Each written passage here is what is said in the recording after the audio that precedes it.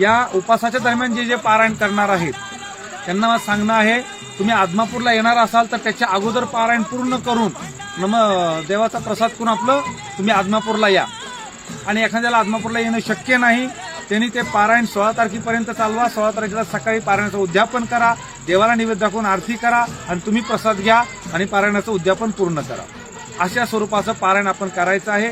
पारायणाचा मांडणीचा photo सुद्धा मी इंस्टाग्रामवरती शेवट अपलोड करेल आणि ग्रंथाचे फोटो सुद्धा मी अपलोड करेल. त्याचं सर्वांनी व्यवस्थित पहा आणि सुंदर असं पारायण करा. माझं एक आग्रहाने सांगणं आहे, हे पारायण करत असताना सर्वांनी अगोदर मराठीतल्या ग्रंथाचं पारायण करा. मराठीतला ग्रंथ जर तुम्ही वाचलात ना तर मामा समजून येतो आपल्याला, मामा उमजतो आपल्याला आणि मामाचं चरित्र लक्षामध्ये येतं. आणि इतकं महान चरित्र आहे ना, अक्षरशः चरित्र वाचत असताना डोळ्यातलं पाणी थांबत नाही, कारण देवानं आपल्यासाठी केलेलं कष्ट आपल्याला लक्षामध्ये येतं. म्हणून शक्यतो मराठीतलाच ग्रंथ सर्वांनी वाचावा अशी सर्वांना विनंती. सर्वांना जय बाळू.